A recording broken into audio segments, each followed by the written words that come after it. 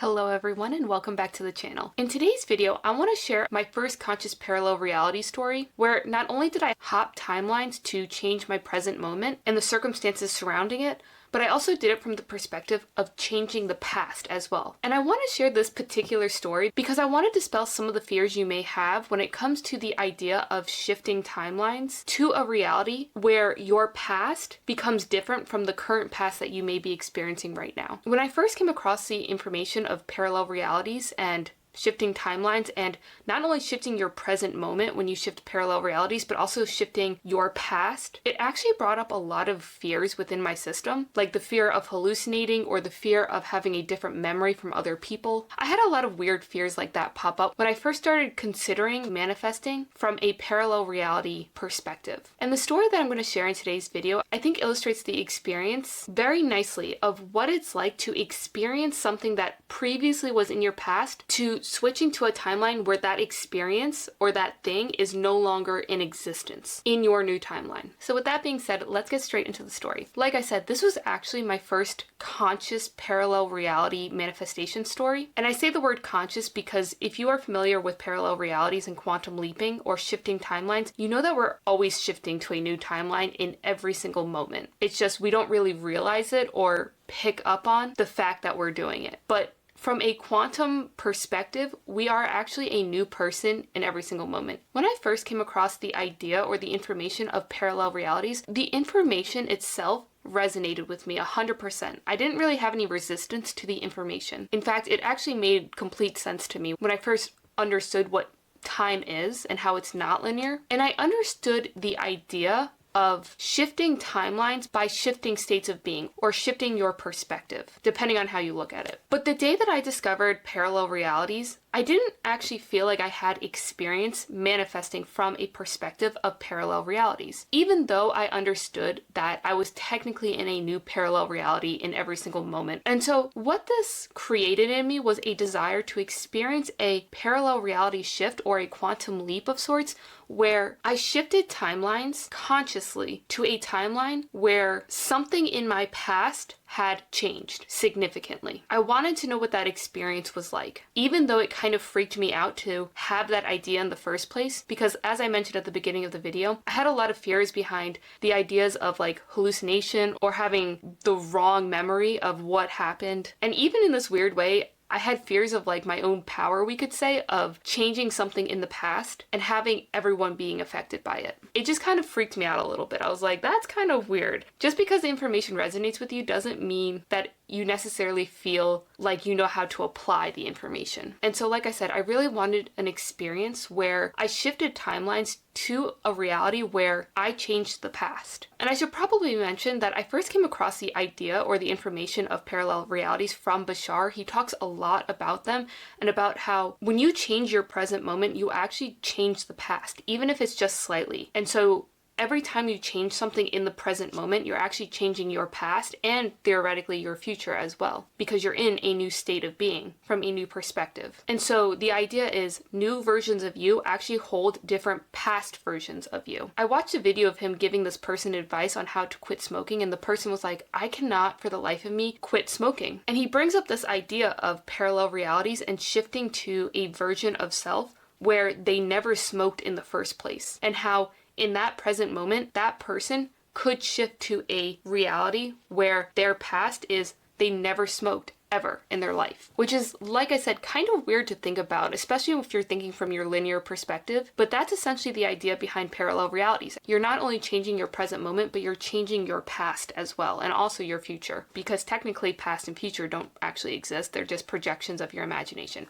So as I said, I was aware of parallel realities and the information behind parallel realities and what they were, and that I could manifest from them. But even though I had that information, I didn't feel like I had the application. I didn't feel like I had a grounded experience of shifting timelines until one day my car decided to give me issues. So one day I had to go to the grocery store. So obviously I get into my car, right? So I turn on the car. Everything's fine. Car starts on. The engine warms up. I put it in reverse. I back out of the parking spot and I start to go drive out of my driveway. And as soon as I hit the accelerator, all of a sudden, on the front left side of my car under the hood, I hear this grinding sound and feel the car like quite literally rumble. It was something very significant, and it only happened when I hit the accelerator. And I was like, what the heck? I noticed that the more I hit the accelerator, the more rumbling and the more grinding noise, right? So of course I was like, crap. I put the car in reverse, I back up, and glide my way back to the parking space, and I pop the hood to see if there's like anything stuck in the engine or anything like that, and it looked completely fine. I was kind of hoping that it was just this weird thing that my car decided to do that morning, but alas, when I went back in the car and turned it on, the same thing happened. I pressed the accelerator and that rumbling and the grinding sound from the left side of my car persisted. And I turned off my car, and I remember just sitting there and being like, I do not have time for this. And it was kind of a weird day too. I remember being kind of tired. Like, I had to go grocery shopping. I didn't even want to go grocery shopping, but I needed food. And I was just sitting there and I was like, I do not have time for this. I had a busy week ahead of me. I was tired. I was just like, of all the times in the world for this to happen, of course it's gotta be now. Like, when I have to get groceries, when I have like a busy schedule ahead of me, it just was like, it was a pain in my butt. And so as I'm sitting there just kind of like contemplating on what to do, because now I'm thinking, I'm like, do I have to call a tow truck? How am I gonna get it to the mechanic? Blah, blah, blah. Before I even started considering what to do with the car, I had this interesting idea float into my mind that was like, you know what? I believe in parallel realities. I know there's gonna be someone in the comments that's like, oh my god, this girl. But I had this thought float into my mind that was like, you know what? I believe in parallel realities. And I don't have an experience of a parallel reality, but I would like it if I woke up the next morning and this problem was no longer here. I would like to shift timelines to a timeline where this problem never existed. And so it was just I didn't force the thought, it just kind of like came into my awareness. And I felt like I accepted the thought pretty easily just because I was tired and I didn't feel like dealing with this or having to take it to the mechanic. So I was like, you know what? That's what we're gonna do.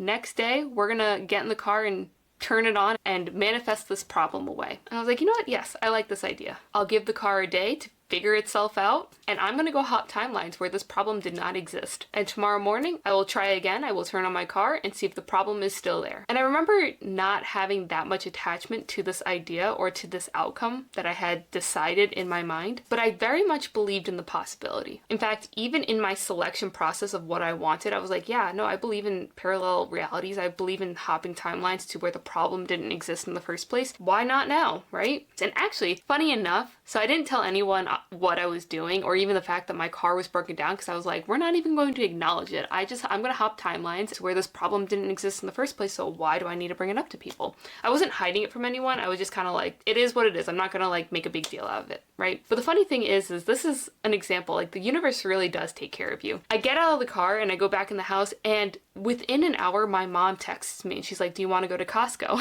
And I was like, I would love to go to Costco because I need food. I need groceries, and I currently don't have a car, so this is coming at the perfect time. So I ended up getting groceries and getting my needs fulfilled in other ways besides using my own car. And I didn't even ask the universe for that. Like, the universe really does show up for you. And I want to point out that I really was not attached to this idea of, hey, I need this to happen in order to prove to myself that parallel realities exist and that I can hop timelines and change the past, right? So I was very detached, and I think also being in a naturally tired state allowed for these ideas to come to me because I was non-resistant to them. But continuing with the story, next day comes and I'm like, all right, let's see if this problem went away like I had just selected in my imagination. I go out to my car, I turn it on, I back it up, I put it in drive, I push the accelerator button, and the problem's still there. And I was like, crap, all right, this didn't work. Oh well. And so I did have a slight feeling of disappointment, but it wasn't so much disappointment that the manifestation didn't work. It was just more like this annoyance that I actually had to take my car to the mechanic. So I call up the mechanic and I'm like, hey, I need to make an appointment. I have no idea what's wrong with my car, but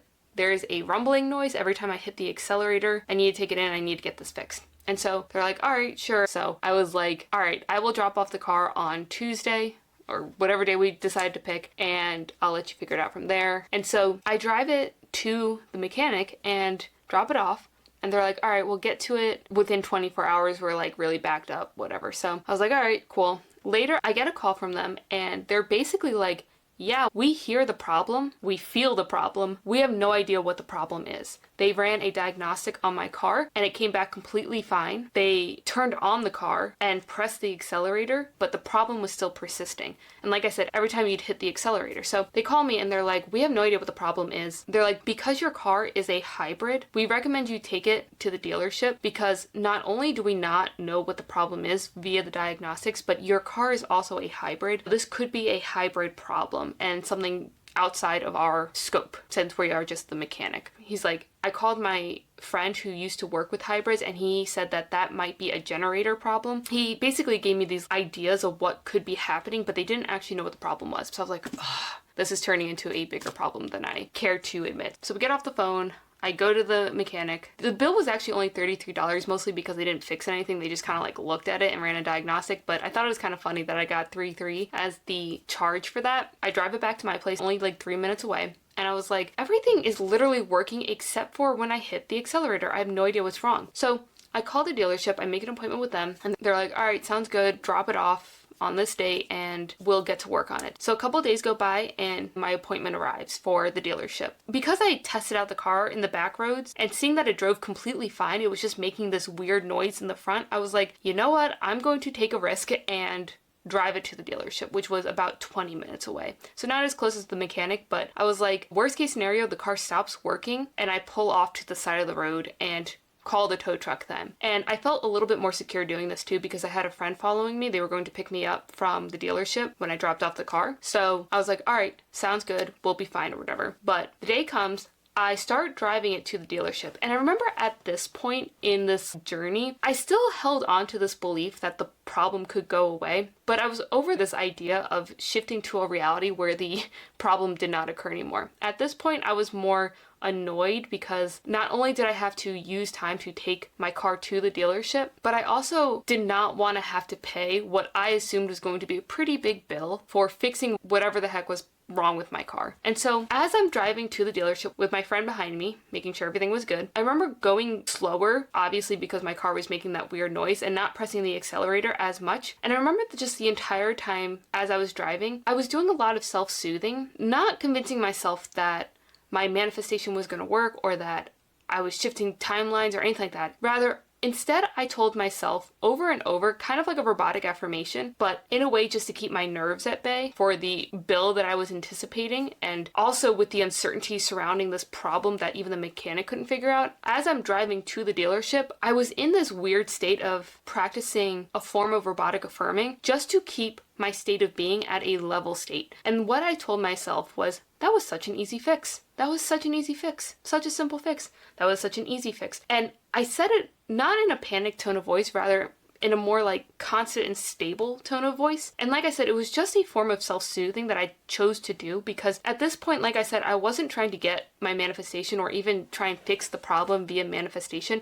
I was just trying to get through this process of getting my car fixed completely so I could continue using it rather than having some magical way of fixing the issue. And I was feeling a little unnerved as I was driving it to the dealership, not only because I was driving a car that I probably shouldn't have been driving on the road, but also because I was apprehensive of the bill that I kind of was assuming was going to be a lot. I was also apprehensive about them even being able to fix the problem in the first place because the mechanic couldn't even figure it out. Diagnostics came back clean. So I was like, I hope that they can even have a problem to solve so they don't have to get like a new car. That's where I was at this point because there was a lot of uncertainty behind what was actually happening, and that uncertainty made me start concluding that maybe I'll have to get a new car or this bill is going to be a lot of money. So for the sole purpose of self-soothing, I just reaffirmed to myself as I was driving to the dealership that was such an easy, simple fix. And what this implied to me was that everything was going to be okay. Everything was fine. And by affirming this statement, it helped me practice the state of being that everything was going to be okay. Everything was fine. Except I was saying these words that implied to me that everything was fine. So I get the car to the dealership. By the way, the entire time I'm driving, every time I did have to hit the accelerator, the noise still continued, so the problem's still there. I also had the receipt from the mechanic that explained what they had done to the car and also what they saw and observed with the car. So I gave that to the dealer guy as well. And he's like, all right, cool, we'll take your car, we'll give you a call in a couple hours after we've run diagnostics and try to figure out the problem, right? So my friend and I go to Walmart to kill some time and get some groceries and whatnot and stock up on food and stuff like that because I don't know if I'm gonna have a car or not for the time being. And as we're at Walmart, I get a call from the dealership. And when he picked up the phone and started talking, my heart sank just because of the way he was talking, because I thought he was going to be telling me that they did not solve the problem or they couldn't figure out what the problem was.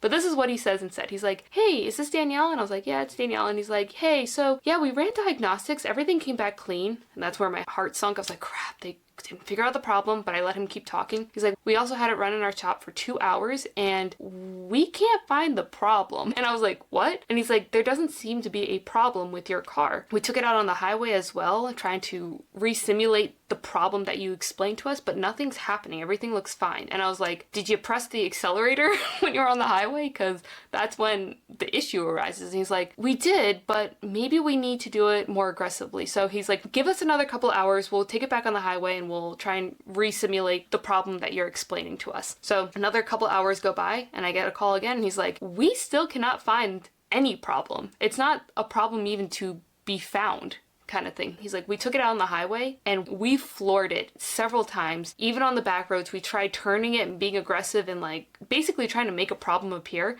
And he's like, nothing happened. There is not a problem with your car. And I was like, are you serious? And so as he's sitting there explaining this to me, I didn't fully believe him. I was like, there was a problem. Not only did I hear the problem, but the mechanic heard the problem. Like there was a problem, but he's telling me there's no problem. So I asked him a couple more questions. I'm like, you floored it, you did everything? And he's like, yeah, we did everything, cannot find the issue. And he's like, yeah, so your bill is $0. You can just pick up the car and leave. And I was like, okay. And so I just kind of like agreed with him and I hung up the phone expecting to have to go there, pick up my car and see the problem and show them what I meant, because the way he was talking to me was like, this girl freaked out over nothing. There was nothing to worry about in the first place. So my friend takes me back to the dealership and I get in the car and the problem is actually gone. I drove around the parking lot for a little bit and I was like, nothing happened. Like there was no rumbling in the front of the car. There was no grinding sound. There was no shaking. There was nothing. And I did what they did to it. I went back on the highway. I floored it.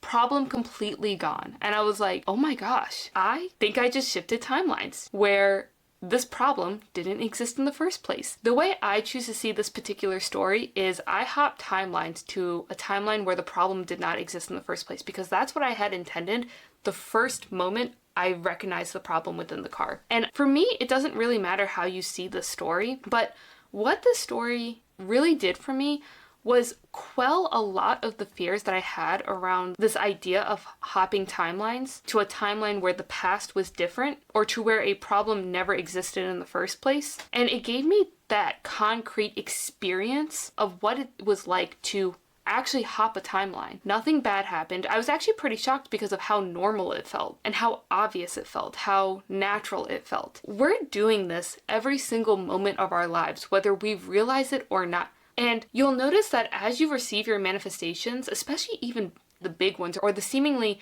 far out manifestations, when you actually receive your manifestation, you may be surprised and shocked that you got it, but at the same time, what you'll also notice is how normal it feels. And one of my favorite points in the story is how normal it felt to actually receive my manifestation from the perspective of manifesting it from a parallel reality experience or hopping timelines experience. And so not only did I get a fixed car and a bill for $0 minus the mechanic bill that was $33, a repeating number, but I also got my desired parallel reality experience. And now that I have this experience under my belt, I feel a lot more confident going forward when it comes to this idea of just picking a timeline that I want to go into and then getting it, as long as I know that I'm doing it from a detached perspective or from my God state, which is how I personally manifest, rather than, I don't really do processes anymore. Rather, I just assume my God state and then pick. For me, manifestation is more like reality selection, as I've mentioned in my other videos, but I really wanted to share the story to offer a concrete example of what it's like to shift realities where the problem didn't exist in the first place, or where the past was different from the past of the parallel reality that you want to hop into. You'll notice that a lot of the fears that you have when it comes to parallel realities or to these very esoteric ideas and practices aren't actually anything to be afraid of. And not only that, you'll notice that as you experience timeline hopping, it feels normal, it feels natural, it feels obvious. And it's something that can be a little bit hard to explain or convey without the person experiencing it first. So if you are someone who resonates with the idea of parallel realities and the information about parallel realities, and you want to have an experience with parallel realities, start small. Start by moving to realities where problems didn't exist in the first place. And then what you can do is, once you build the experience and secure yourself and ground the experience for your linear mind to like hold on to as the experience, you can build up and start hopping timelines to more dramatic changes that may alter the past in some way, but have it feel normal at the same time. Like, from my perspective, I hop timelines where the problem didn't exist in the first place. When I told my mom this story, she was like, oh, the car must have fixed itself. And she actually vocalized a couple of the small fears I still had in the back of my head, like, what if the problem wasn't fully fixed? I never had a problem with the car since. The problem never returned. I quite literally hopped timelines where the problem didn't exist in the first place. But this is my parallel reality story. I hope it quelled any fears you may have and also share an illustration of what it's like to hop to a parallel reality, and more specifically to a parallel reality where the past was altered in some way. But I'm going to end the video here. As always, please let me know what you think about the story in the comments below. And if you have any other parallel reality experience stories that you have experienced in your own life, I'd love to hear those. Those would be really fun to read. But as always, guys, keep creating, and I will see you in the next video. Bye.